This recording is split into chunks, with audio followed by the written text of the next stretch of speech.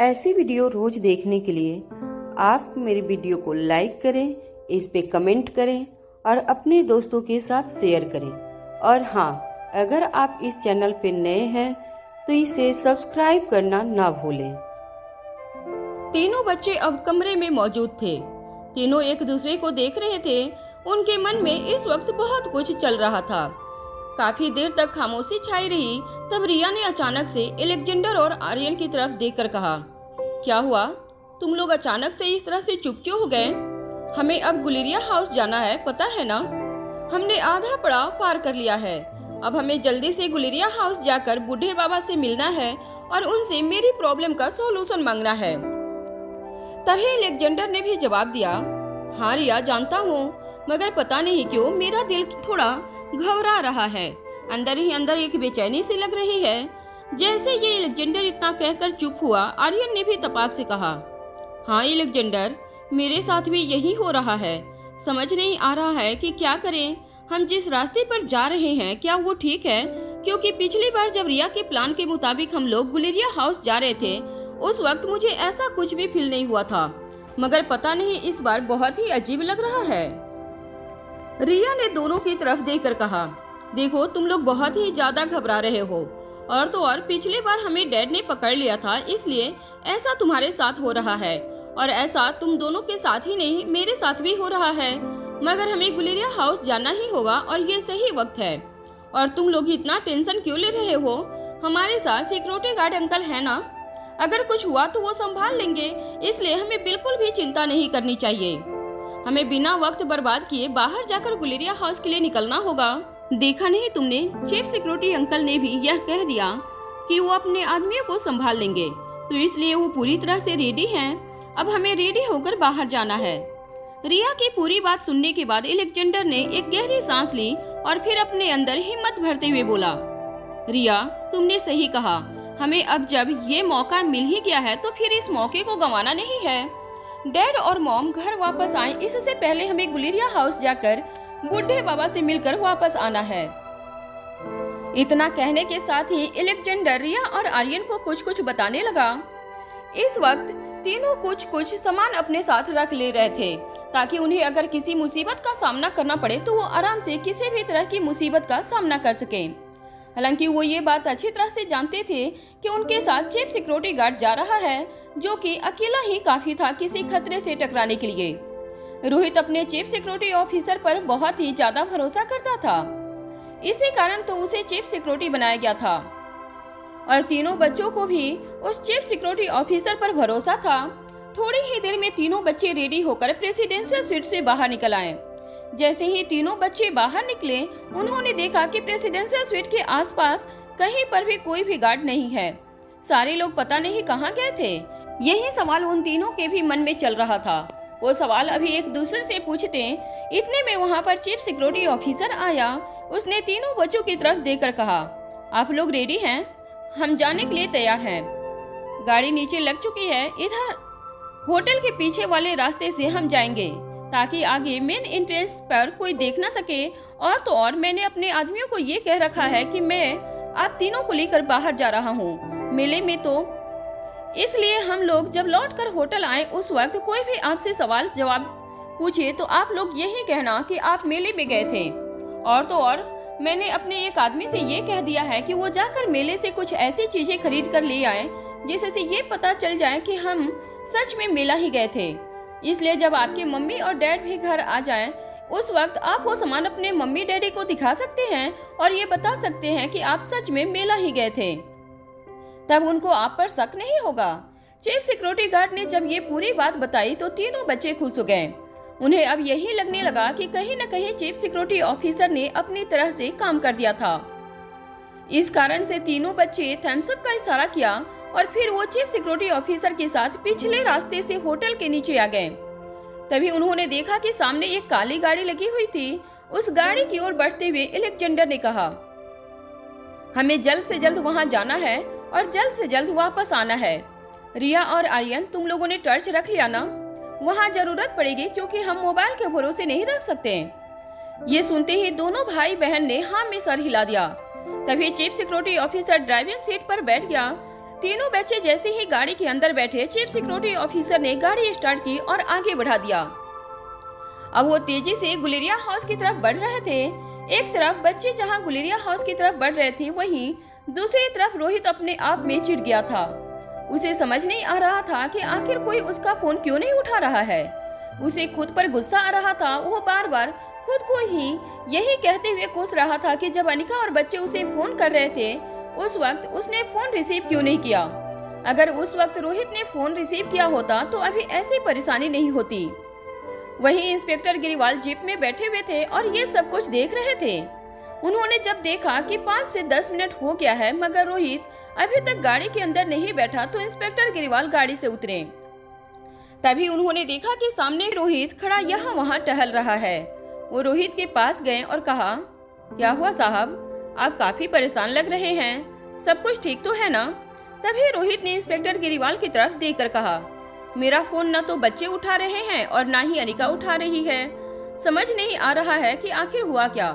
तभी इंस्पेक्टर गिरिवाल ने रोहित की तरफ देखकर कहा, देखिए साहब, मैं आपके मामले में पड़ना तो नहीं चाहता और ना ही मैं कुछ कहना चाहता हूँ, मगर अब बात ऐसी हो गई है कि मुझे कुछ न कुछ तो कहना होगा। और इस वक्त मेरा मन ही जानता है कि आपकी पत्नी इस वक्त फोन क्यों नहीं उठा रही। मैं बच्चों के बारे में तो कुछ नहीं कह सकता, हो सकता है कि वो गेम वेम खेलने में बिजी हो, मगर आपकी पत्नी फोन क्यों नहीं उठा रही है ये तो मैं आपको बता सकता हूँ। रोहित ने जब ये सुना तो उसने इंस्पेक्टर की तरफ घूरकर देखा। इंस्पेक्टर इस वक्त दांत दिखाते हुए कुटिल मुस्कान मुस्कुरा रहा था। उसके चेहरे पर कॉन्फिडेंस दिखाई दे रहा था। रोहित ने इंस्पेक्टर गिरिवाल की तरफ देखते हुए कहा, अच्छा तो तुम बताओ, अनिका आखिर मेरा फोन क्यों नहीं उठा रही है, मैं भी तो सुनो कि आखिर तुम्हारा कहना क्या है। इंस्पेक्टर गिरिवाल ने जैसे ही ये सुना उसने तपाक से कहा, सीधी सी बात है साहब, अभी थोड़ी देर पहले मैंने अनिका मैडम को किसी के साथ लकड़ी बाजार में कुसुम के घर के पास देखा। अब वहाँ से आपका होटल काफी दूरी पर है, तो वहाँ पहुँचने में तो मैडम को वक्त लगेगा ही, चाहे आदमी कितनी भी स्पीड ही गाड़ी चलाइए। और तो और इस रास्ते में काफी भीड़ भाड़ रहती है, तो वो लोग आराम से ही जा रहे होंगे। उनको लग रहा होगा कि अगर आप पूछ लेंगे उनकी अपनी पत्नी से कि वो कहाँ है, तो फिर आपकी पत्नी क्या जवाब देगी। इस कारण से हो सकता है कि मैडम फोन नहीं उठा रही होंगी, मुझे तो यही लगता है। बाकी असल बात क्या है ये तो मैं नहीं जानता। इतना कहने के बाद इंस्पेक्टर गिरिवाल चुप हो गए। इंस्पेक्टर की बात सुनकर रोहित पूरी तरह से सेटिस्फाइड तो नहीं था, मगर उसे भी यही लग रहा था कि इंस्पेक्टर कहीं न कहीं बात तो सही कह रहा है। मगर वो इस बात से हैरान था कि आखिर अनिका लकड़ी बाजार क्यों गई थी और किसके साथ गई थी।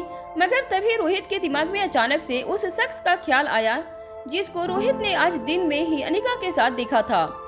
बीच बाजार में अनिका किसी शख्स के साथ चल रही थी, हालांकि वो बिक्की था, मगर रोहित ये नहीं जानता था और न ही उसने उस वक्त बिक्की का चेहरा देखा था। रोहित को बार बार वही दृश्य अपनी आंखों के सामने दिखाई दे रहा था। उस दृश्य को याद करते ही रोहित की रूह कांप जाती थी, उसके रोंगटे खड़े हो जाते थे, उसके माथे से ठंडा पसीना बहने लगता था। और इस वक्त भी यही हाल रोहित के साथ हो रहा था, उसके माथे से ठंडा पसीना बहने लगा था। इस वक्त आसपास का माहौल काफी ठंड से भरा था, ऊपर से ठंडी ठंडी हवाएं चल रही थी। इंस्पेक्टर गिरिवाल ने जब देखा कि रोहित के माथे से पसीना बह रहा है तो उसने तपाक से कहा, अरे साहब, इतनी ठंड में भी आपको गर्मी लग रही है, गजब है ये तो। खैर, हमें यहीं पर रुकना है या फिर मैं आपको कहीं छोड़ दूं? बताइए कहाँ जाना है आपको। रोहित ने जब ये सुना तो उसने अपने माथे से पसीना पोंछते हुए कहा, देखो इंस्पेक्टर, इस वक्त मुझे कुछ सोचना है, कुछ समझना है, इसलिए मैं थोड़ी शांति चाहता हूँ। मैं चाहता हूँ कि तुम यहाँ से जाओ, बाकी मैं देख लूंगा कि मुझे क्या करना है। अगर मुझे यहाँ से जाना भी होगा तो मैं यहाँ से टैक्सी या कुछ भी करके चला जाऊंगा। ये सुने इंस्पेक्टर गिरिवाल ने आसपास देखा। आसपास का इलाका काफी सुनसान लग रहा था। ऊपर से सड़क पर दूर दूर तक ना तो कोई गाड़ी दिखाई दे रही थी, स्ट्रीट लाइट में भी हल्की हल्की रोशनी आ रही थी, जिस कारण से वो सड़क सुनसान और अंधेरा दिखाई पड़ रहा था। इंस्पेक्टर गिरिवाल ने रोहित की तरफ देखकर कहा, देखिए साहब, मैंने आपका नमक खाया है और आपने मुझे इतने पैसे दिए हैं कि थोड़ी बहुत चिंता तो मैं आपकी कर ही सकता हूँ। इसलिए मैं आपको यही सलाह दूंगा कि जो भी परेशानी है आप कहीं और जाकर सुलझा लीजिए। मैं आपको यहाँ से कहीं और छोड़ देता हूँ, उसके बाद फिर आप चले जाइएगा। देखिए, जिद मत कीजिए, मेरी बात मान लीजिए। रोहित ने जब इंस्पेक्टर की बात सुनी तो उसने इस वक्त उसका विरोध करना सही नहीं समझा, क्योंकि कहीं न कहीं इंस्पेक्टर गिरीवाल बात ठीक ही कह रहे थे। ऊपर से रोहित ने आसपास जब देखा तो उसे भी वो जगह सुनसान मालूम पड़ा और रोहित के पास इस वक्त इन सब बातों के लिए वक्त नहीं था। वो जल्द से जल्द किसी नतीजे पर पहुंचना चाहता था। ऊपर से रोहित के दिमाग में इस वक्त ये भी चल रहा था कि वो इस वक्त होटल पैराडाइज नहीं जाना चाहता था, क्योंकि वो नहीं चाहता था कि वो अनिका से पहले होटल पहुंच जाए और अनिका जब घर आए तो फिर रोहित को देख वो घबरा जाए। वरना रोहित आसानी से होटल पैराडाइज इंटरनेशनल जाकर अनिका को रंगे हाथों पकड़ सकता था और वो कारण जान सकता था कि आखिर अनिका कहाँ गई थी। मगर रोहित मन ही मन ये फैसला कर चुका था कि वो तब तक अनिका को कुछ नहीं कहेगा जब तक अनिका सामने से उसे सब कुछ नहीं बताएगी। रोहित के मन में इस वक्त यही चल रहा था कि पिछली रात जिस तरह से अनिका बेहोश हो गई थी, उसके दिमाग पर जिस तरह से प्रेशर पड़ा था, अगर उसने आज अनिका से किसी भी तरह का सवाल पूछ लिया या फिर कहीं रोहित के कारण अनिका के दिमाग पर किसी भी तरह का प्रेशर पड़ गया तो फिर अनिका की सेहत के लिए ये ठीक नहीं था और रोहित ये हरगिज नहीं चाहता था। रोहित इस वक्त बेहद ही ज्यादा लाचार और मजबूर महसूस कर रहा था। वो अपनी आंखों के सामने सब कुछ होता हुआ देख रहा था, मगर वो चाह कर भी कुछ नहीं कर सकता था। वो बस मन ही मन प्रार्थना कर रहा था और इस चीज का इंतजार कर रहा था कि कब अनिका सामने से ही उसे सब कुछ बताए। और तो और रोहित इस वक्त यही चाह रहा था कि कैसे भी करके अनिका की याददाश्त वापस लौट आए। लेकिन अनिका का बर्ताव जिस तरह से हो गया था, रोहित को अब ये मुश्किल ही लगने लगा था। रोहित को शुरू में ये लगा था कि मनाली आने के बाद धीरे धीरे सब कुछ ठीक हो जाएगा। अनिका और रोहित के बीच की जो दूरियां हैं नजदीकियों में बदल जाएगी। मगर मनाली आने के बाद ऐसी ऐसी घटनाएं घटी कि न चाहते हुए भी अनिका और रोहित एक दूसरे से जुदा हो गए। वो साथ रहते तो थे मगर अलग थे। तभी रोहित के दिमाग में एक बात आई। उसने इंस्पेक्टर गिरीवाल से पूछा, वैसे तुम इस वक्त लकड़ी बाजार क्यों गए थे और क्या तुम अकेले गए थे? ये सुनते ही इंस्पेक्टर गिरीवाल हैरान रह गया। रोहित ने जब इंस्पेक्टर गिरीवाल से पूछा कि वो लकड़ी बाजार क्यों और किसके साथ गए थे, उसके बाद इंस्पेक्टर गिरीवाल की हालत खराब हो गई। वो सागर सन्याल का नाम नहीं ले सकते थे रोहित के सामने, इसलिए वो अब सोच में पड़ गए। वहीं रोहित ने जब इंस्पेक्टर को खामोश देखा तो उसने बोला, क्या हुआ? मैंने तुमसे कुछ पूछा? इस पर इंस्पेक्टर ने तपाक से कहा, वो साहब, पुलिस वाला हूँ मैं। आप तो जानते ही हैं मुझे हर जगह जाना पड़ता है और मैं अकेले ही गया था लकड़ी बाजार। इतना कहकर इंस्पेक्टर ने आगे कहा, और मेरी छोड़िए सर, आप ये सोचिए कि मैडम के साथ वो शख्स कौन था, क्योंकि वो कोई मर्द ही था, मैं ये दावे के साथ कह सकता हूँ। रोहित ने जब ये सुना तो वो सोच में पड़ गया। रोहित को यही लगने लगा था कि लकड़ी बाजार में अनिका के साथ वही शख्स होगा जिसे आज सुबह रोहित ने बाजार में अनिका के साथ देखा था। ये ख्याल आते ही रोहित इस बात से भी डरने लगा कि कहीं अनिका के दिल में किसी और के लिए फीलिंग्स न जाग जाएं और वो रोहित से दूरियां बना ले। इस घटना को सोचने के बाद से ही रोहित सिहर जाता था। इस वक्त रोहित यही सब सोच रहा था, तभी इंस्पेक्टर गिरीवाल ने रोहित से कहा, क्या हुआ साहब, आपने कुछ कहा नहीं? इस पर रोहित बिना कुछ बोले जाकर गाड़ी में बैठ गया। इंस्पेक्टर को थोड़ा ये अजीब लगा, मगर तभी उसने मन ही मन खुद को यही कहकर समझाया कि बीवी के मामले में जब परेशानी आती है तो इंसान ऐसा ही हो जाता है, चाहे वो इंसान बड़ा आदमी रोहित मारवा ही क्यों न हो या फिर हम जैसा कोई मिडिल क्लास आदमी। इसके बाद इंस्पेक्टर जाकर जीप में बैठ गए और उन्होंने जीप को आगे बढ़ा दी। जीप अपनी रफ्तार से चले जा रही थी। एक तरफ यहाँ ये सब हो रहा था तो वहीं दूसरी तरफ अनिका को विक्की ने कहा, ठीक है अनिका, मुझे लगता है कि तुम्हें अब जाना चाहिए। तुम आओ, मैं तुम्हें ऑटो स्टैंड तक छोड़ देता हूँ, फिर उसके बाद तुम वहाँ से चली जाना। तभी अनिका ने कहा, नहीं विक्की, मुझे अब यहीं से जाना चाहिए। मुझे नहीं लगता कि तुम्हारा यहाँ तक आना ठीक है।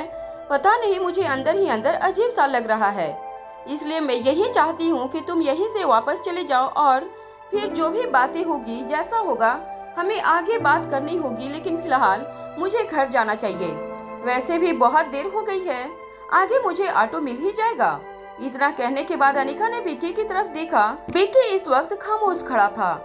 इस वक्त विक्की को देखकर यही लग रहा था कि उसके मन में अनिका के लिए फिक्र दिखाई दे रही थी। उसकी आंखों में अनिका के लिए फिक्र दिखाई दे रही थी। अनिका ने जब विक्की की तरफ देखा तो वो एक पल के लिए ठिठक कर रह गई, मगर उसने यही सोचा कि उसे इस वक्त कुछ नहीं कहना चाहिए। विक्की चुपचाप खड़ा अनिका की तरफ देख रहा था। अनिका ने जब ये देखा तो उसे थोड़ा अजीब लगा, मगर उसने इस वक्त विक्की को टोकना सही नहीं समझा। उसने विक्की की तरफ देखकर कहा, ठीक है विक्की, मैं चलती हूँ, तुम ठीक से जाना। इतना कहने के बाद अनिका जब जाने लगी तब अचानक से ही विक्की ने पीछे से उसका एक हाथ पकड़ लिया। अनिका ने कभी भी एक्सपेक्ट नहीं किया था कि विक्की इस तरह से उसका हाथ पकड़ लेगा। अनिका ने आसपास देखा, वो जगह काफी सुनसान था। आसपास कोई नजर नहीं आ रहा था, मगर कहीं न कहीं अनिका जानती थी कि विक्की उसके साथ किसी तरह की बदतमीजी नहीं करेगा, क्योंकि विक्की को उसके पापा करण गुलेरिया ने भेजा था। इस कारण से अनिका ने विक्की की तरफ मुड़कर देखा तो उसने पाया कि विक्की उसे बेहद ही अलग नजरों से देख रहा था। विक्की की आंखों में कुछ आज अलग ही नजर आ रहा था। अनिका जैसे से परेशान हो रही थी। अनिका ने अपना हाथ छुड़ाते हुए कहा, क्या हुआ विक्की, तुम्हें कुछ कहना है क्या, या कोई भी परेशानी है तो तुम मुझे बता सकते हो। अनिका की तरफ देखकर विक्की ने कहा, क्या तुम्हें मेरी चिंता होती है। विक्की के मुंह से जब ये निकला तो अनिका के रिएक्शन बदल गए। उसका चेहरा हैरानी में बदल गया। उसने विक्की की तरफ देखकर पूछा, क्या मतलब, मैं कुछ समझी नहीं, तुम कहना क्या चाहते हो, और इस तरह से तुम मुझसे ये सवाल क्यों पूछ रहे हो। अभी तक तो तुम ठीक थे, फिर अभी अचानक से क्या हो गया। अनिका जहाँ ये सब सवाल कर रही थी, वहीं हल्की रोशनी में अनिका का चेहरा विक्की को कुछ ज्यादा ही खूबसूरत नजर आ रहा था। ठंडी ठंडी हवाएं जब अनिका की जुल्फों को उड़ाती और अनिका अपने उड़ती हुई जुल्फों को अपने कान के पीछे करती तो विक्की को बेहद ही खुशी मिलती। कहीं न कहीं विक्की अनिका की खूबसूरती में इतना ज्यादा खो गया था कि वो ये तक भूल गया था कि अनिका एक शादीशुदा लड़की थी और उसके 3 बच्चे थे। इस वक्त विक्की ये सब कुछ भूलकर अनिका को निहारे जा रहा था। विक्की को न जाने क्या हुआ था, मगर वो सब कुछ भूल बैठा था। वहीं अनिका को ये सब थोड़ा अजीब लग रहा था। वो ये तय नहीं कर पा रही थी कि आखिर विक्की के मन में क्या चल रहा है, मगर विक्की उसे जिस तरह से देख रहा था उस कारण से अनिका को कंफर्टेबल महसूस नहीं हो रहा था। तभी विक्की ने अचानक से अपने मानो होश में आते हुए कहा, कुछ नहीं, तुम जाओ, और हाँ ठीक से जाना, और पहुंचने के बाद मुझे मैसेज कर देना ताकि मुझे तसल्ली हो कि हाँ तुम सही सलामत पहुंच गई हो और कुछ परेशानी नहीं हुई, तो फिर मैं तुम्हें आगे बताऊंगा कि हमें आगे क्या करना है। इतना कहने के बाद विक्की वहां से जाने लगा। वो कार के अंदर बैठने ही वाला था कि इतने में अचानक से उसने देखा कि अनिका अभी भी उसी जगह पर खड़ी थी। अनिका को देखकर विक्की ने दोबारा से पूछा, क्या हुआ अनिका। मगर इस बार अनिका ने कोई जवाब नहीं दिया। वो सामने के रास्ते पर बढ़ गई। जिस रास्ते पर अनिका जा रही थी उस रास्ते पर हल्की हल्की रोशनी थी और इस वक्त ठंडी ठंडी हवाएं चल रही थी। अनिका अपने कदम तेज रफ्तार से बढ़ा रही थी और वो यही सोचते हुए जा रही थी कि होटल रूम में कुछ हुआ न हो और रोहित को उस पर शक न हो। वो जब रूम जाए तो रोहित उससे तरह तरह के सवाल न पूछे, क्योंकि अनिका नहीं चाहती थी कि रोहित उससे कोई सवाल पूछे और अनिका किसी का भी जवाब देने में फंस जाए या उसे कोई तकलीफ हो। अनिका ये भी जानती थी कि वो जो कुछ भी कर रही थी वो गलत था। कहीं न कहीं अगर रोहित की जगह कोई दूसरा शख्स होता तो अब तक वो अनिका को बाहर आने जाने पर रोक लगा देता, मगर रोहित ने ऐसा नहीं किया था। ऊपर से रोहित अब तक बहुत ही अच्छे से अनिका से पेश आ रहा था। अनिका जब ये सब सोच रही थी, इसी बीच उसे भी ये याद आया कि उसने रोहित पर शक करके बहुत बड़ी गलती की थी। शायद इसका गिल्ट अनिका के मन में हमेशा के लिए रह जाने वाला था। अनिका चाहती तो थी कि वो रोहित से मिलकर इस बात को क्लियर करे, मगर कहीं न कहीं अनिका को ये वक्त सही नहीं लग रहा था। अनिका इस वक्त किसी ऑटो या किसी टैक्सी की तलाश में लगातार आगे बढ़ रही थी। वो ये चाहती थी कि जल्द से जल्द उसे कोई ऑटो या टैक्सी मिल जाए जिससे वो जल्दी से होटल पैराडाइज इंटरनेशनल पहुंचे, क्योंकि बच्चे वहां पर उसका इंतजार कर रहे थे। एक तरफ जहां अनिका बच्चों के बारे में सोच सोचकर परेशान हो रही थी, तो वहीं दूसरी तरफ बच्चे थे जो कार में बैठकर लगातार गुलेरिया हाउस की तरफ आगे बढ़े जा रहे थे। इस वक्त वो बीचों बीच हाईवे पर थे। गाड़ी पूरी रफ्तार से चल रही थी। चीफ सिक्योरिटी ऑफिसर गाड़ी को पूरी रफ्तार से भगा रहा था। इस वक्त उसके मन में भी यही चल रहा था कि कोई भी मुसीबत ना आ जाए और वो बच्चों की मदद अच्छे से कर सके, क्योंकि वो भी कहीं न कहीं चाहता था कि अनिका की याददाश्त वापस आ जाए और उसके बॉस यानी कि रोहित मारवा जो इतनी परेशानी में रहते हैं उनको थोड़ी सी चैन मिले। चीफ सिक्योरिटी ऑफिसर ये बात अच्छी तरह से जानता था कि जब से अनिका की याददाश्त गई थी उसके बाद से रोहित मारवा कितना ज्यादा परेशान हो गया था। उसका ध्यान बिजनेस में तो जरा सा भी नहीं था, और तो और अगर वो बिजनेस मीटिंग वगैरह में भी जाता भी था तो उसे हमेशा अनिका की चिंता लगी रहती थी। इसी कारण से तो रोहित अनिका और अपने बच्चों के साथ मनाली आ गया था, इसी उम्मीद में कि यहाँ आने के बाद अनिका की याददाश्त शायद वापस आ जाए, मगर ऐसा कुछ नहीं हुआ था। चीफ सिक्योरिटी ऑफिसर ये सब सोच ही रहा था कि इतने में रिया ने चीफ सिक्योरिटी ऑफिसर की तरफ देखकर कहा, अंकल, हमारी आपने जो इतनी मदद की है, थैंक यू सो मच। हम लोग ये कभी नहीं भूलेंगे। सच में आप बहुत अच्छे हो। रिया की बात जब चीफ सिक्योरिटी ऑफिसर ने सुनी तो वो बस मुस्कुरा दिया। उसने बस मुस्कुराकर रिया की तरफ देखा और फिर उसके माथे पर हाथ फेरते हुए कहा, मगर आप सबको याद है ना, मेरी तरफ से पहली बार और आखिरी बार आपकी ये मदद है। मैं उम्मीद करता हूँ कि आप लोग मुझे दोबारा ऐसे सिचुएशन में ना ही डालोगे, इसलिए आप लोग आराम से बैठिए। हम गुलेरिया हाउस पहुँच जाएंगे तो वहाँ पर आपको जिस शख्स से काम है आप वो काम कर लीजिएगा। मुझे पूरी उम्मीद है कि वो शख्स आपको वहीं पर मिल जाए। जैसे ही चीफ सिक्योरिटी ऑफिसर ने ये कहा, अलेक्जेंडर का दिमाग चला। उसने तुरंत ही चीफ सिक्योरिटी ऑफिसर से कहा, मगर अंकल, आपको हमारे साथ गुलेरिया हाउस के अंदर नहीं आना होगा, हम तीनों ही घर के अंदर जाएंगे। जैसे ही चीफ सिक्योरिटी ऑफिसर ने ये सुना उसके रोंगटे खड़े हो गए। वो इस वक्त सामने की तरफ गाड़ी देखकर चला रहा था, मगर उसका मन हुआ कि वो एक बार अलेक्जेंडर की तरफ देखकर पूछे कि आखिर वो ऐसा क्यों कह रहा था। मगर तभी चीफ सिक्योरिटी ऑफिसर ने सामने की तरफ देखते हुए अलेक्जेंडर से पूछा, ये आप क्या कह रहे हैं? मैं आप लोगों को अपने साथ ले जा रहा हूँ तो इसका ये मतलब है कि मैं भी आपके साथ गुलेरिया हाउस के अंदर जाऊंगा। आपने ये सोच भी कैसे लिया कि मैं आप तीनों को अकेले गुलेरिया हाउस के अंदर जाने दूंगा? आपको पता है ना कि वहाँ कितना खतरा है, इसके बाद भी आप ऐसा कह रहे हैं। अलेक्जेंडर ने जब ये सुना तो उसने आर्यन की तरफ देखा। तभी आर्यन ने अलेक्जेंडर का इशारा समझा और उसने चीफ सिक्योरिटी ऑफिसर से कहा, मगर अंकल, हमने कहा ना कि हमें वहाँ पर कोई खतरा नहीं है, और खतरा अंदर नहीं है बल्कि बाहर है। आपको भी पता है कि गुलेरिया हाउस जंगल के बीचों बीच बसा हुआ है और आसपास कितने सारे खतरनाक जानवर, सांप, बिच्छू कुछ भी हो सकते हैं। इसलिए आपको बाहर रहकर ये देखना है कि हमें बाहर से कोई खतरा ना हो। बाकी हम आपको विश्वास दिलाते हैं कि किसी भी तरह का खतरा हमें नहीं होगा। इसलिए आपसे यही रिक्वेस्ट है कि आपको बाहर ही रुकना होगा, हम अंदर सब कुछ खुद ही संभाल लेंगे। जैसे ही चीफ सिक्योरिटी ऑफिसर ने सुना उसने तुरंत ही कहा, नहीं, ये बिल्कुल नहीं हो सकता।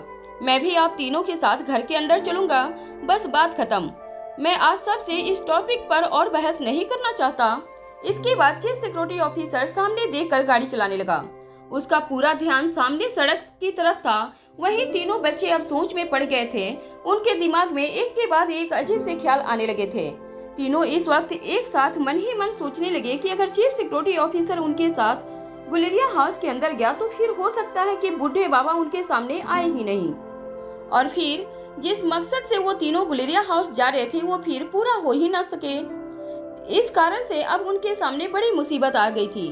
तीनों को समझ नहीं आ रहा था कि आखिर चीफ सिक्योरिटी गार्ड को मनाए तो मनाए कैसे, मगर तीनों बच्चों को कैसे न कैसे करके ये करना था, क्योंकि अब पीछे हट नहीं सकते थे और न ही चीफ सिक्योरिटी ऑफिसर के साथ किसी तरह का धोखा कर सकते थे। तीनों बच्चों ने तो पहले ही सोचा कि अगर वो चीफ सिक्योरिटी ऑफिसर को अपने साथ गुलेरिया हाउस आने के लिए मना सकते हैं तो फिर वो उसे बाहर रहने के लिए भी मना सकते हैं। यही सोचने के बाद अलेक्जेंडर ने रिया की तरफ देखकर कुछ इशारा किया।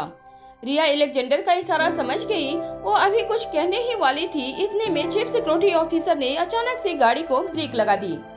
तीनों बच्चों को समझ नहीं आया कि आखिर हुआ क्या। तीनों बच्चे सोच में पड़ गए और सोचने लगे कि आखिर चीफ सिक्योरिटी ऑफिसर ने गाड़ी क्यों रोक दी।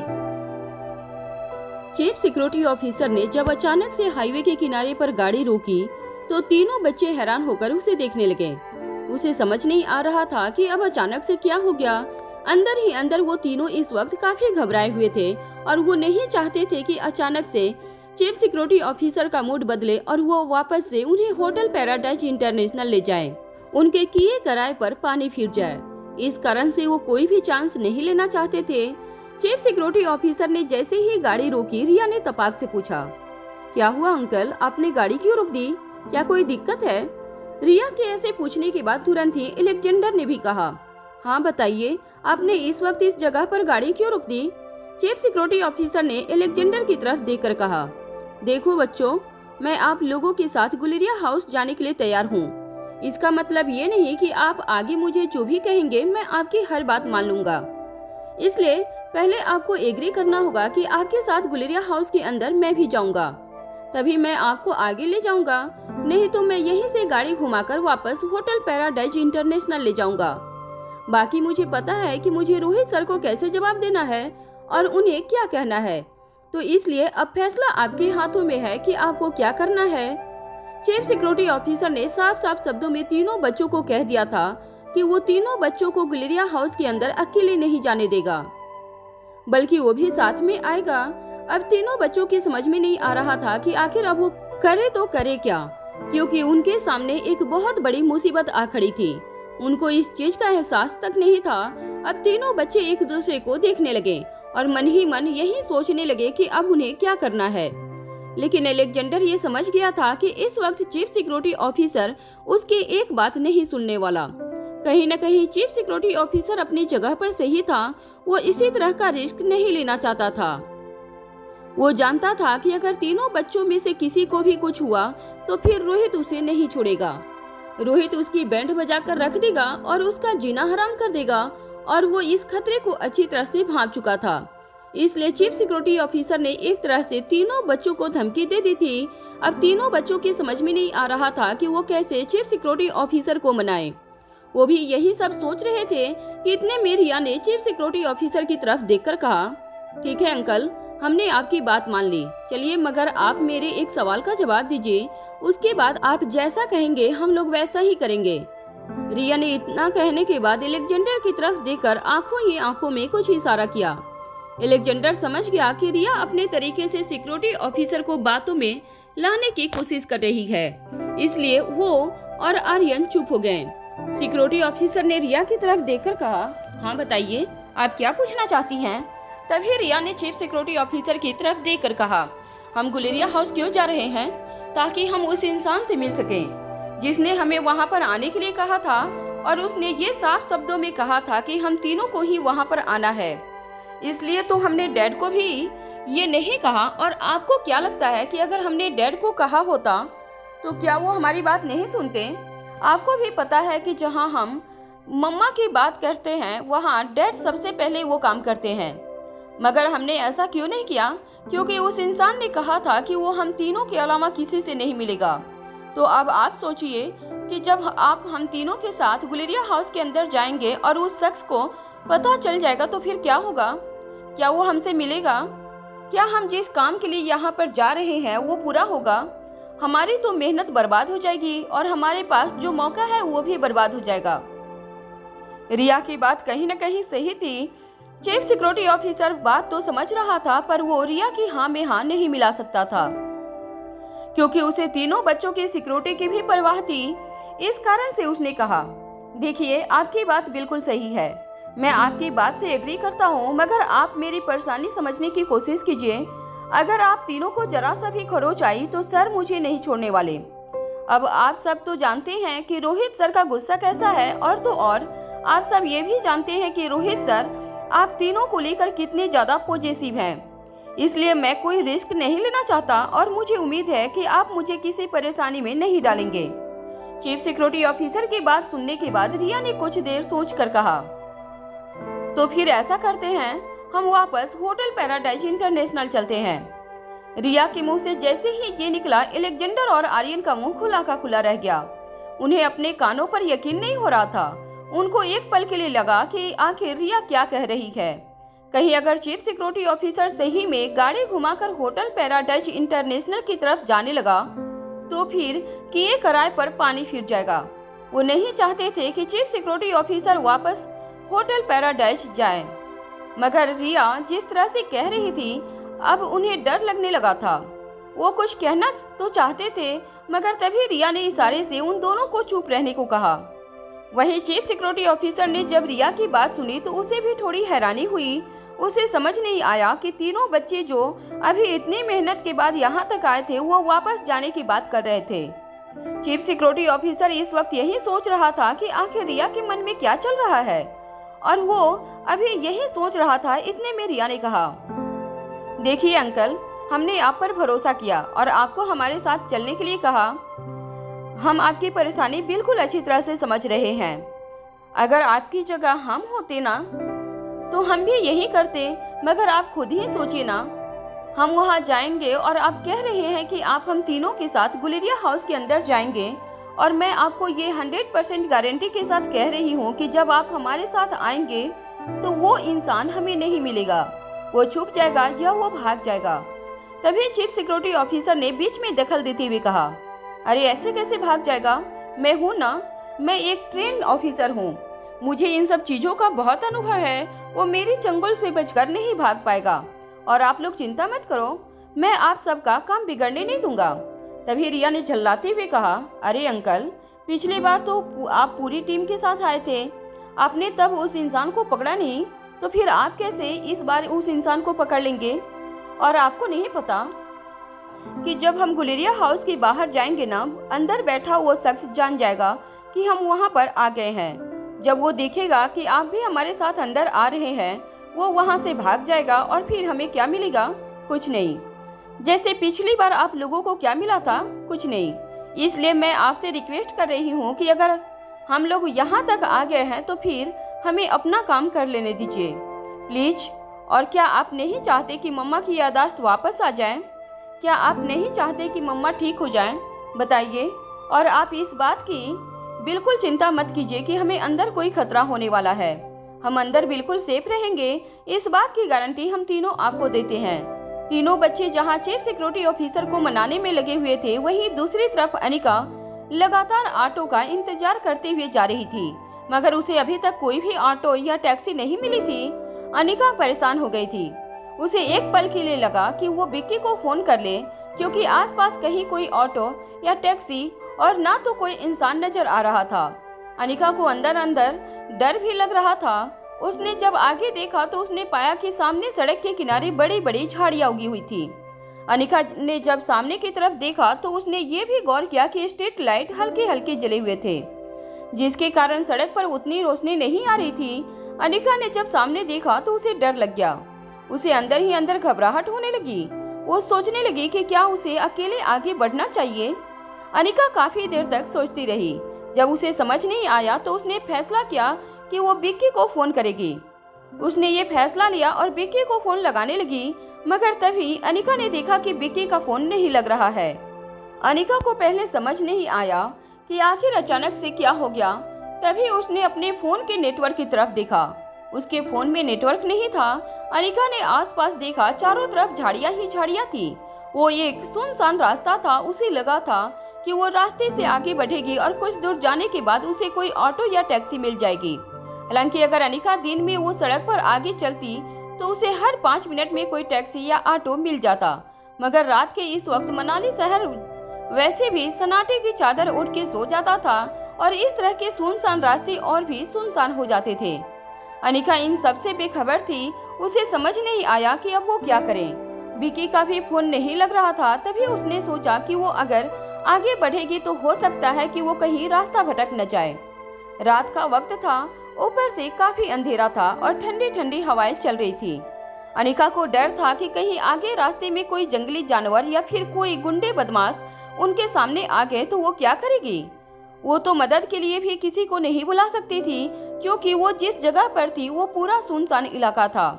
अनिका का मन ये सोचते हुए सिहर गया। उसने आखिर में यही फैसला किया कि वो वापस उसी रास्ते पर पीछे मुड़ जाएगी और वहां से उस जगह पर जाएगी जहां पर उसने विक्की को बाय बोलकर छोड़ा था। वो जानती थी कि विक्की उस जगह पर उसे नहीं मिलेगा, मगर अनिका इस उम्मीद में उस जगह पर जाना चाहती थी कि एक बार वो वहां पर आ गई तो हो सकता है कि वहां से विक्की को जब वो फोन लगाए तो विक्की का फोन लग जाए या फिर कोई मदद मिल जाए। इस कारण से अनिका वापस से पीछे मुड़ गई और उसी रास्ते पर चलने लगी। करीब 10 मिनट चलने के बाद अनिका ने देखा कि थोड़ी देर पहले बिक्की से विदा लेकर अनिका जहां से चली थी उसी जगह पर वो पहुंचने वाली थी। अनिका चल रही थी, तभी अचानक से उसकी नजर सामने की तरफ पड़ी। सामने की तरफ देखते हुए उसने देखा कि सामने बिक्की की वही काली गाड़ी खड़ी थी। अनिका को पहले हैरानी हुई, उसे लगा कि ये कार किसी दूसरे शख्स की है, मगर अनिका थोड़ा और पास गई तो उसे यकीन हो गया कि ये गाड़ी किसी और की नहीं बल्कि बिक्की की ही है। बिक्की की गाड़ी को अनिका अच्छी तरह से पहचान चुकी थी। अनिका के चेहरे पर खुशी दिखाई देने लगी। उसने चेहरे पर हैरानी के भाव खुशी के भाव में बदल गए थे। उसकी आंखों में चमक दिखाई देने लगी। अनिका को लगा कि जैसे ऊपर वाले ने आज उसकी बहुत बड़ी मदद कर दी थी। अनिका अभी बिक्की के पास जा ही रही थी, इतने में उसने देखा कि बिक्की कार के बोनट पर बैठा हुआ था और उसके सामने कोई शख्स खड़ा था। उस शख्स को देखने के बाद अनिका अपनी जगह पर रुक गई। वो वहीं एक खंबे के पीछे छुप गई और वहां से बिक्की और उस शख्स की तरफ देखने लगे। अंधेरे में उस शख्स की शक्ल ठीक से दिखाई नहीं दे रही थी, मगर दोनों क्या बात कर रहे थे अनिका सुनना चाहती थी, क्योंकि अनिका को ये भी ठीक नहीं लग रहा था कि वो इस तरह से अचानक से बिक्की के पास चली जाए, क्योंकि वो नहीं जानती थी कि उसके सामने खड़ा शख्स कौन होगा। हो सकता है कि अनिका जब बिक्की के सामने जाए तो वो बिक्की उसे वहां अचानक देखकर ऑकवर्ड फील करे। अनिका ये सोच ही रही थी, इतने में तभी उसने देखा कि बिक्की कार की बोनट से उठा और उसने उस शख्स के कंधे पर हाथ रखा। तभी अनिका ने देखा कि दोनों चलते हुए उसकी ही तरफ आ रहे थे। ये देख अनिका घबरा गई थी। अनिका उस खंभे के पीछे खड़ी होकर सामने की तरफ देख रही थी। तभी उसने देखा कि बिक्की और उसके साथ खड़ा शख्स उसी की ओर आ रहे थे। ये देख अनिका खंभे के पीछे खड़ी छुपने की कोशिश करने लगी। वो नहीं चाहती थी कि बिक्की उसे इस तरह से देखे। अनिका घबरा गई थी। इतने में उसने देखा कि वो दोनों बात करते करते दूसरी ओर जाने लगे। जिस तरफ खंभे में लाइट लगी हुई थी, दोनों यहाँ वहाँ टहल रहे थे। तभी अचानक उस खंभे की लाइट की रोशनी में अनिका ने उस शख्स का चेहरा देखा जो बिक्की के साथ था और जिसके कंधे पर बिक्की ने हाथ रखा था। उस शख्स का चेहरा देखते ही अनिका का दिलो दिमाग घूम गया। उसकी आंखें फटी की फटी रह गई। उसे समझ नहीं आ रहा था कि उसकी आंखें जो देख रही थी वो सच था या कोई भ्रम। अनिका ने पहले तो अपनी आंखें 2-3 बार मसली, क्योंकि उसे अपनी आंखों पर यकीन नहीं हो रहा था कि उसकी आंखें जो सामने देख रही थी वो सच था या नहीं। सामने जो शख्स बिक्की के साथ खड़ा था वो कोई और नहीं बल्कि सागर सन्याल था। वही सागर सन्याल जो कहीं न कहीं रोहित को बर्बाद करना चाहता था और आए दिन अनिका से जब भी मिलता अनिका के साथ फ्लर्ट करने की कोशिश करता था। साथ ही ये वही सागर सन्याल था जिसने कुसुम की जिंदगी बर्बाद कर दी थी और उसके कारण कुसुम और उसकी माँ इस दुनिया में नहीं रहे थे। अनिका ने जब अपनी आंखों के सामने बिक्की के साथ सागर सन्याल को देखा तो उसकी हैरानी का कोई ठिकाना नहीं रहा। उसके पैरों तले जमीन खिसक गई। उसे ऐसा लगा जैसे उसका पूरा शरीर सुन्न पड़ गया हो। उसका दिमाग सोचने समझने की शक्ति खो बैठा था। अनिका को कहा गया था कि वो ज्यादा प्रेशर अपने दिमाग पर न डाले और न ही ज्यादा टेंशन ले, मगर उसके साथ नियति कुछ ऐसा खेल खेल रही थी कि ना चाहते हुए भी अनिका को टेंशन लेना पड़ता था। अब तक अनिका तो यही सोचती आ रही थी कि बिक्की उसके साथ है और बिक्की सागर सन्याल को जानता तो है, मगर उससे कभी मिला नहीं, क्योंकि आज कैफे में भी बिक्की सागर सन्याल के बारे में अनिका को यही कह रहा था। मगर इस वक्त बिक्की सागर सन्याल के कंधे पर हाथ रखकर जिस तरीके से बात कर रहा था, दोनों को देखकर ऐसा लगता था जैसे दोनों पुराने यार हो। तभी अनिका के मन में ये ख्याल आया कि हो सकता है कि वो जैसा देख रही हो वैसा हो ही ना। अनिका एक पल के लिए इस बात पर सोचने लगी। वो मन ही मन यही सोच रही थी कि बिक्की उसे धोखा नहीं देगा, क्योंकि बिक्की वो आदमी था जिसे करण गुलेरिया यानी कि अनिका के पापा ने उसके पास भेजा था मदद के लिए। तो फिर बिक्की अनिका को कैसे धोखा दे सकता है? मगर जहां एक तरफ अनिका का दिल दिमाग ये कह रहा था, वहीं वो अपनी आंखों के सामने जो देख रही थी वो कुछ और ही कहानी बयां कर रही थी। अब अनिका को समझ नहीं आ रहा था कि वो अपनी आंखों के सामने जो देख रही थी उस पर विश्वास करे या फिर उसका जो दिलो दिमाग कह रहा था उस पर। अनिका मन ही मन यही सोच रही थी कि वो कुसुम को न्याय दिलाने के लिए रोहित से झूठ बोलने को तैयार हो गई थी। यहाँ तक कि रोहित से झूठ भी कह दिया था उसने और बिक्की पर भरोसा किया था। बिक्की के साथ मिलकर वो कुसुम के केस को कोर्ट में रीओपन करना चाहती थी, मगर इस वक्त उसकी आंखें जो देख रही थी उस पर अनिका को विश्वास नहीं हो रहा था। उसे यही लग रहा था कि कहीं बिक्की भी उसके साथ धोखा तो नहीं कर रहा है और कहीं बिक्की सागर सन्याल से मिला तो नहीं है, मगर अनिका इस बात पर यकीन भी नहीं कर पा रही थी। अनिका ने फिर से अपने मन में ये सवाल किया कि अगर बिक्की सागर सन्याल से मिला हुआ है तो फिर वो अनिका की मदद क्यों कर रहा था, और तो और अनिका को उसने उस एटीएम के सीसीटीवी कैमरे का एक्सेस हैक करने के लिए क्यों कहा था। क्या ये उसकी कोई चाल थी? अनिका बिक्की और सागर सन्याल को साथ देख हैरान हो गई थी और वो ये सोच रही थी कि आखिर दोनों इस वक्त साथ में क्या कर रहे थे। तभी उसने देखा कि सागर सन्याल और बिक्की हंस कर एक दूसरे के साथ बात कर रहे थे। उन दोनों को देखकर यही लग रहा था कि दोनों काफी पुराने दोस्त थे और दोनों इस वक्त ऐसे ही हंसी मजाक कर रहे हो। अनिका ने कभी भी ये एक्सपेक्ट नहीं किया था कि बिक्की का कोई ऐसा भी चेहरा होगा जो उसके सामने इस तरह से आएगा। अनिका इस वक्त ना तो बिक्की पर पूरी तरह से शक कर पा रही थी और ना ही बिक्की पर पूरी तरह से भरोसा कर पा रही थी, क्योंकि उसे समझ नहीं आ रहा था कि वो करे तो करे क्या, क्योंकि उसे पता ही नहीं था कि बिक्की कैसा आदमी था। अभी कुछ दिन पहले जहां वो रोहित पर शक कर रही थी, अब अचानक से उसके सामने कुछ ऐसे सबूत आ गए थे कि उसे पता चला था कि उसने रोहित पर शक करके सबसे बड़ी भूल की थी। उसे रोहित पर शक नहीं करना चाहिए था, मगर वो बिक्की को इस तरह से सागर सन्याल के साथ देखकर सोच में पड़ गई कि उसे बिक्की पर शक करना चाहिए या नहीं। अनिका यही सोच रही थी कि अगर बिक्की सागर सन्याल का दोस्त है या फिर सागर सन्याल बिक्की का दोस्त है तो बिक्की ने ये सब अनिका को पहले क्यों नहीं बताया। वो यही सोच रही थी कि आखिर बिक्की ने उससे इतना बड़ा सच छुपाया तो छुपाया क्यों, आखिर इसके पीछे का क्या कारण हो सकता है। ये बात अनिका के दिलो दिमाग में घूमने लगी। उसे समझ नहीं आ रहा कि वो अब क्या करें। वो अभी आगे कुछ कहती, कुछ सोच पाती, इतने में उसने महसूस किया कि उसके अंदर से एक बेचैनी सी महसूस हो रही है। अनिका को अंदर ही अंदर कुछ खाया जा रहा था। उसके माथे से ठंडा पसीना बाहर आ रहा था। साथ ही साथ अनिका पूरी तरह से पसीने से नहा चुकी थी। उसे अंदर ही अंदर अजीब लग रहा था। अनिका कुछ समझ पाती, इतने में उसने महसूस किया कि उसका गला सूखने लगा है। उसे पानी की जरूरत महसूस हो रही थी। अनिका को कैसे भी पानी चाहिए था। तब उसने फैसला किया कि वो बिक्की के पास जाएगी और पानी मांगेगी, चाहे कुछ भी हो जाए, चाहे बिक्की या सागर सन्याल दोनों ही उसे देख क्यों न ले। अनिका बिना किसी बात की परवाह के आगे बढ़ने की कोशिश कर रही थी। इतने में उसने देखा कि वो आगे नहीं बढ़ पा रही थी, क्योंकि उसे आगे अपनी आंखों के सामने सब कुछ धुंधला सा नजर आ रहा था। उसे कुछ भी साफ साफ नजर नहीं आ रहा था। तभी अचानक से अनिका ने महसूस किया कि उसका सर घूमने लगा है। अनिका को इस तरह से पहले कभी महसूस नहीं हुआ था। उनको समझ नहीं आया कि उसके साथ क्या हो रहा है। अचानक से उसकी आंखों के सामने रोहित का चेहरा दिखाई देने लगा। रोहित का वो चेहरा अनिका की आंखों के सामने घूमने लगा था। वो रोहित रोहित चिल्लाना चाहती थी, मगर उसके कंठ से आवाज नहीं निकल रहा था। इसी के साथ अनिका को तीनों बच्चों का चेहरा याद आने लगा। अनिका को एक पल के लिए ऐसा लगने लगा जैसे अनिका अब दोबारा ना तो अपने बच्चों से मिल पाएगी और ना ही रोहित से। इस सोच ने ही अनिका को अंदर ही अंदर तोड़ डाला। वो खुद को संभाल नहीं पाई और धड़ाम से वो उसी जगह पर गिर गई। अनिका जिस जगह पर गिरी थी वहां से बिक्की और सागर सन्याल थोड़ी दूरी पर थे। इस कारण से दोनों के बीच काफी डिस्टेंस था। जब अनिका गिरी तो उन दोनों को एहसास नहीं हुआ। दोनों अपनी ही बातों में लगे हुए थे। उनको ये भी नहीं पता था कि खंबे के पीछे अनिका बेहोश पड़ी है।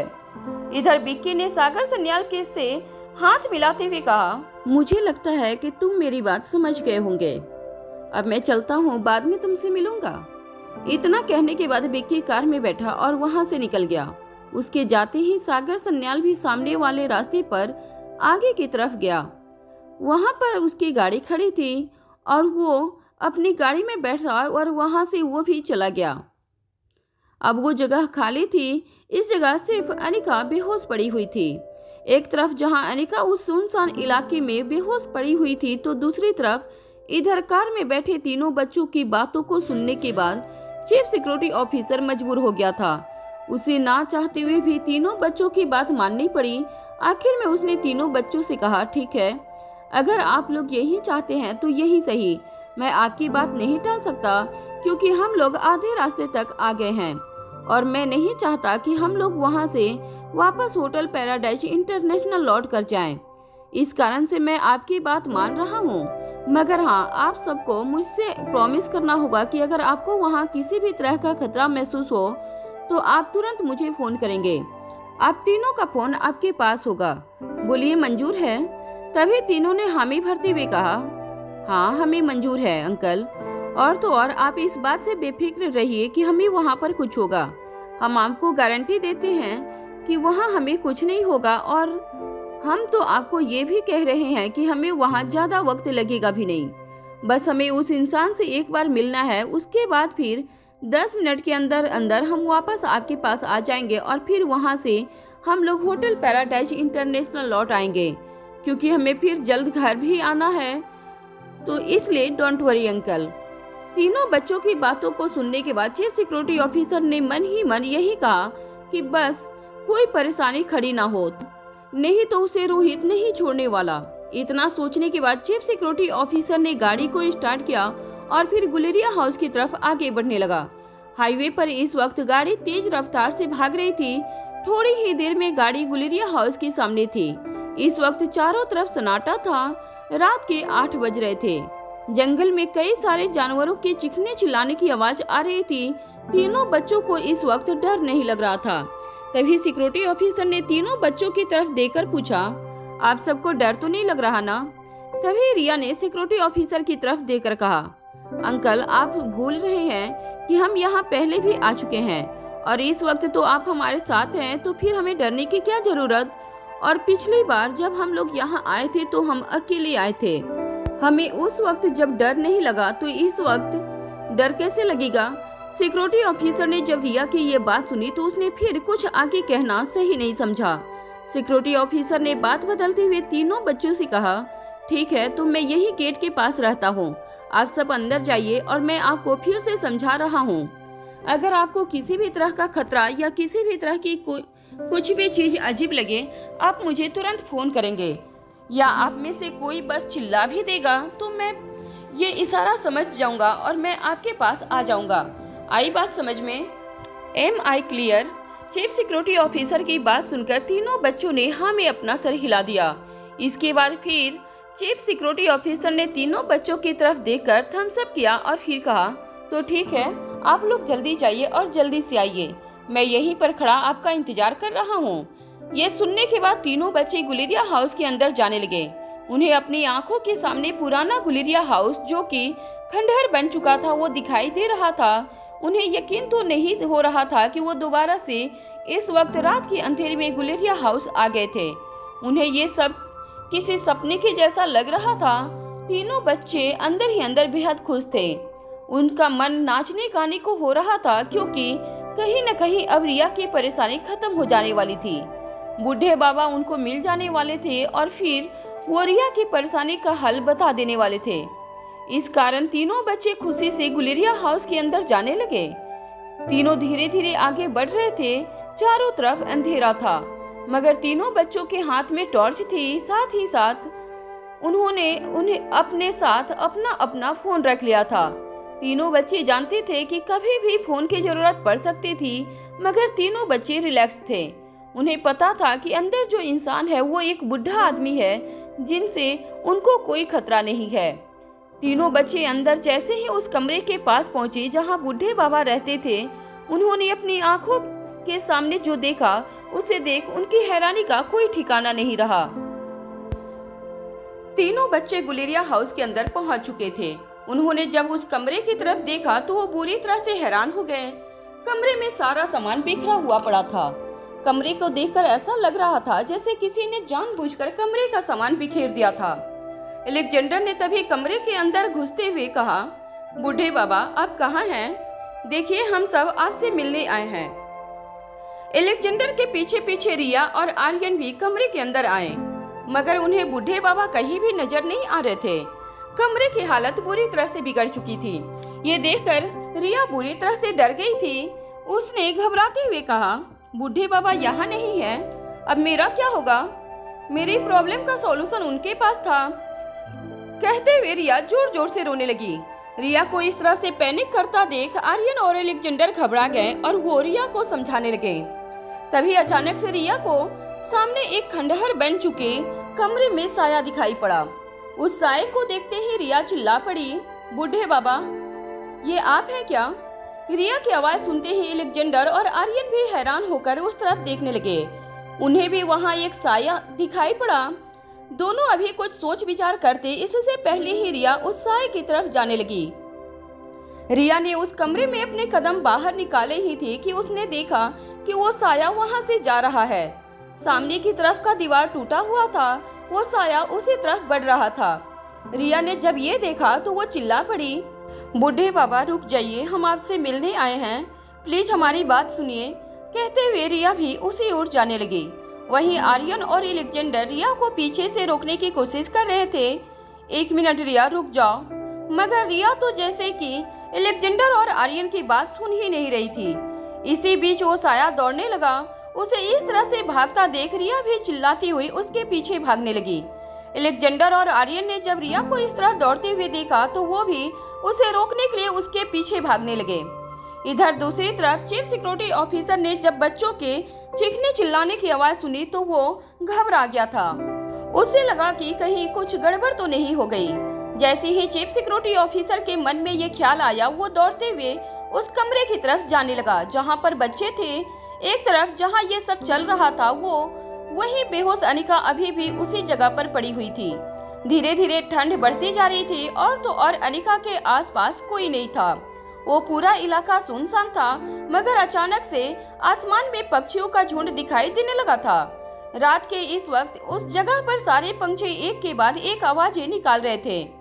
तभी अचानक से वहां आसपास की झाड़ियां हिलने लगी और अजीब अजीब सी आवाजें आने लगी।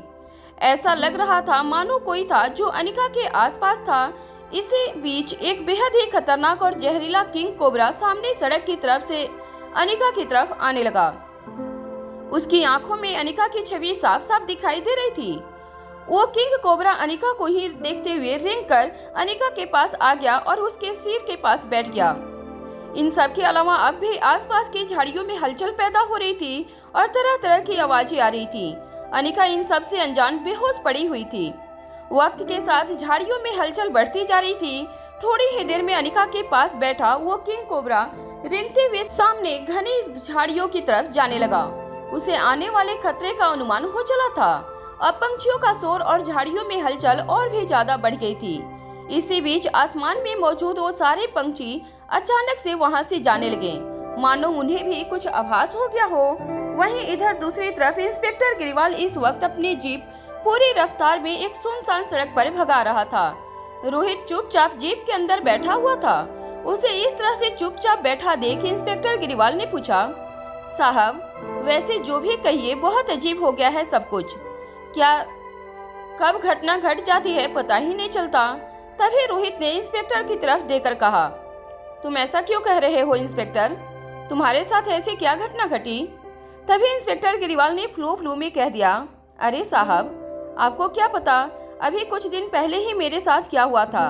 ऐसी मुसीबत मुझ पर आई थी कि मैं क्या ही बताऊं। इसी बीच अचानक से इंस्पेक्टर गिरिवाल को ये ख्याल आया कि उसने जल्दीबाजी में वो बात कह दी थी जो वो रोहित को नहीं बताना चाहता था। मगर तभी इंस्पेक्टर को लगा कि अगर उसने अब झूठ कहा तो फिर हो सकता है कि रोहित उनका झूठ पकड़ ले।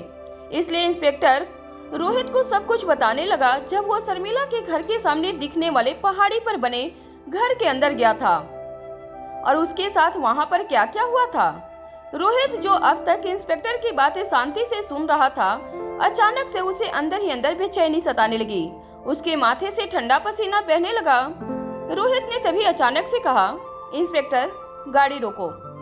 इंस्पेक्टर गिरिवाल ने जब ये सुना उसको झटका लगा। वो अभी रोहित से कोई सवाल पूछता इससे पहले ही रोहित ने चिल्लाकर कहा, इंस्पेक्टर मैंने कहा ना गाड़ी रोको, गाड़ी रोको इसी वक्त। इंस्पेक्टर ने डर से अपनी जीप रोक दी। जीप के रुकते ही रोहित उतरा और बाहर ताजी हवा लेने की कोशिश करने लगा। मगर उसका मन अभी भी बेचैन लग रहा था और उसे बार बार अनिका का ख्याल आ रहा था। रोहित को कहीं न कहीं ऐसा आभास हो रहा था मानो अनिका जहां भी थी उस पर कोई खतरा आने वाला था। रोहित अपनी बेचैनी का कारण समझने की कोशिश में लगा हुआ था। वहीं उधर इंस्पेक्टर गिरिवाल ने जब रोहित को इस तरह से बेचैन देखा तो उसने पूछा, साहब क्या हुआ, आपकी तबीयत तो ठीक है? रोहित ने तभी खुद पर काबू करते हुए कहा, मुझे ऐसा क्यों लग रहा है कि मेरी अनिका किसी खतरे में है। मुझे उसके पास जाना होगा। तुम जाओ, मैं यहाँ से चला जाऊंगा। ये सुनते ही इंस्पेक्टर गिरिवाल हैरान हो गया। उसने हैरान होकर पूछा, साहब ये आप क्या कह रहे हैं? मैं आपको इस सुनसान जगह पर अकेले छोड़कर कैसे जा सकता हूँ? रोहित को कहीं न कहीं इस वक्त शांति की जरूरत थी। उसने इंस्पेक्टर की बात सुनी तो वह भड़क गया। उसने झल्लाकर कहा, मैं कोई छोटा बच्चा नहीं हूँ, तुम जाओ यहाँ से। मैं अपने गार्ड्स को बुला लूंगा। मुझे इस वक्त अकेला छोड़ दो। मुझे मेरी अनिका के पास जाना है, वो जरूर किसी खतरे में है। कहते हुए रोहित सामने एक कच्ची सड़क की तरफ आगे बढ़ने लगा। इंस्पेक्टर गिरिवाल ने जब ये देखा तो वो चिल्लाते हुए कहा, सर आप इस तरफ कहाँ जा रहे हैं? मेरी बात मानिए सर, मेरे साथ चलिए, मैं आपके साथ चलता हूँ। मगर एक रोहित था जो उसकी बात सुन ही नहीं रहा था। इंस्पेक्टर गिरिवाल तभी दौड़कर रोहित के पास गया। वो अभी रोहित को रोकता, इतने में रोहित इंस्पेक्टर गिरिवाल को घूरने लगा। रोहित की आंखें देख इंस्पेक्टर गिरिवाल समझ गया कि उसका यहाँ से जाना ही सही है। इंस्पेक्टर गिरिवाल जानते थे कि उनके सामने जो शख्स खड़ा है वो शहर का बहुत बड़ा और रईस आदमी रोहित मारवा है, जिनके सामने हर खतरा छोटा है। उसने रोहित को अब कुछ नहीं कहा और जीप को स्टार्ट करके आगे बढ़ गया। इंस्पेक्टर गिरिवाल के जाने के बाद अब रोहित उसी सड़क पर आगे बढ़ने लगा और सोचने लगा कि उसे एक बार अनिका से बात करके कंफर्म करना चाहिए कि वो सही सलामत है या नहीं। रोहित अनिका को फोन लगाने लगा, मगर अनिका फोन नहीं उठा रही थी। ये देख रोहित को अनिका की फिक्र सताने लगी। वो कुछ ज्यादा ही परेशान नजर आने लगा। वो कुछ सोचता हुआ उसी रास्ते पर आगे बढ़ने लगा। साथ ही साथ रोहित अपने चीफ सिक्योरिटी ऑफिसर का भी फोन ट्राई कर रहा था, मगर वो भी फोन नहीं उठा रहा था। एक तरफ रोहित अपने चीफ सिक्योरिटी ऑफिसर को फोन लगा रहा था, वहीं दूसरी तरफ चीफ सिक्योरिटी ऑफिसर जब भागकर उस कमरे में आया तो उसने वहां पर बच्चों को नहीं पाया। वो कमरे में बच्चों को न देखकर बुरी तरह से परेशान हो गया था। वो यही सोचने लगा कि आखिर बच्चे गए तो कहाँ। इसी बीच अचानक से एलेक्जेंडर की आवाज उसके कानों पर पड़ी, जो रिया को भागने से रोक रहा था। एलेक्जेंडर की आवाज सुनकर चीफ सिक्योरिटी ऑफिसर भागकर खिड़की के पास गया और उसने वहां से देखा कि उस सामने से रिया भागती हुई नजर आ रही थी, जो जंगल के अंदर जा रही थी, और उसके पीछे उसके दोनों भाई भाग रहे थे। चांद की हल्की हल्की रोशनी में तीनों चीफ सिक्योरिटी ऑफिसर को नजर आ रहे थे। चीफ सिक्योरिटी ऑफिसर ने जब तीनों बच्चों को इस तरह जंगल के अंदर जाते हुए देखा तब उसका दिल तो बैठ ही गया। तभी अचानक से वो भी कमरे से निकल गया और सीढ़ियां उतरने के बाद बच्चों के पीछे जाने लगा। वहीं इधर रिया जो सबसे आगे भाग रही थी, उसे अपनी आंखों के सामने वो साया भागता हुआ नजर आ रहा था। वो लगातार चिल्लाए जा रहा था, रिया मेरे पीछे आओ, अगर तुम अपनी परेशानी का समाधान चाहती हो तो मेरे पीछे भागती रहो। रिया ने जब ये सुना उसने सोचने समझने की कोशिश तक नहीं की और अपनी रफ्तार बढ़ाकर दौड़ने लगी। वहीं उसके पीछे दौड़ रहे एलेक्जेंडर और आर्यन लगातार चिल्लाए जा रहे थे, रिया रुक जाओ, रिया ये जंगल बहुत खतरनाक है, हम मुसीबत में फंस जाएंगे, स्टॉप रिया प्लीज स्टॉप। मगर एक रिया थी जो लगातार उस साए का पीछा कर रही थी। रिया इस वक्त जिस रास्ते पर भाग रही थी, आगे चलकर उसी रास्ते पर एक बहुत बड़ी खाई थी, जिसके बारे में अक्सर लोग कहते थे कि उस खाई में गिरने के बाद कोई भी इंसान बच नहीं पाता है। मगर रिया इस चीज से अनजान थी और उस साए को पकड़ने के लिए भागे जा रही थी। धीरे धीरे अब रास्ता में ढलान होने लगा था, जिस कारण से उन सब की रफ्तार ऑटोमेटिक बढ़ गई थी। मगर एलेक्जेंडर और आर्यन अब संभल कर भाग रहे थे। वहीं वो साया चलते चलते अचानक से एक पेड़ पर जाकर लटक गया, क्योंकि सामने जमीन खत्म हो रही थी और उसके बाद खाई शुरू हो रही थी। रिया अपने सामने खाई देखकर खुद को रोकने की कोशिश करने लगी। रिया खुद को रोकने की पूरी कोशिश कर रही थी, मगर वो खुद को रोक नहीं पा रही थी। रिया को इस वक्त सामने बड़ी सी खाई मुंह खोले नजर आ रही थी। तभी अचानक से खुद को रोकने की कोशिश में रिया का पैर लड़खड़ा गया और उसका बैलेंस बिगड़ गया। रिया जमीन पर गिर पड़ी और ढलान होने के कारण खाई की तरफ जाने लगी।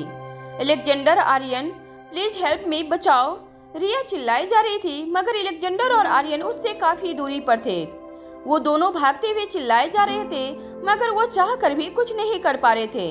इधर रिया लुढ़कते हुए खाई के आखिरी छोर में आ गई थी। वो अभी खाई में गिरती इससे पहले ही उसने जमीन में उगी हुई झाड़ियों को पकड़ लिया। हालांकि वो झाड़ियां भी रिया के भार से जमीन से अलग होने ही लगी थी। रिया को जब ये एहसास हुआ तो उसने मजबूती से उन झाड़ियों को पकड़ लिया और चीख कर कहा, एलेक्जेंडर, आर्यन, प्लीज मुझे बचा लो, मैं खाई में गिरने वाली हूँ। रिया की आवाज सुनते ही एलेक्जेंडर और आर्यन बुरी तरह से घबरा गए।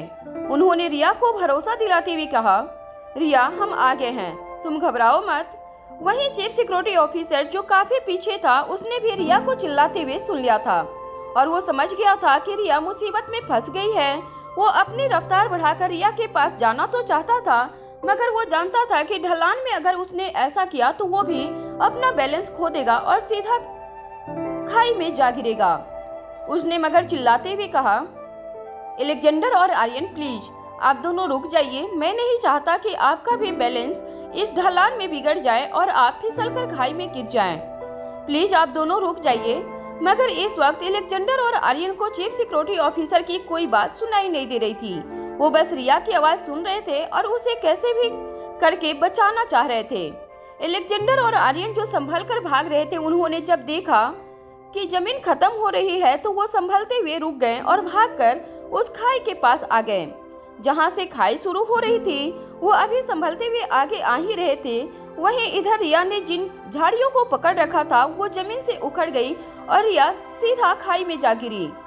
एलेक्जेंडर, आर्यन, रिया की चीख निकली। एलेक्जेंडर और आर्यन ने जब रिया की चीख सुनी तो उनके गले से भी आवाज निकली, नहीं रिया,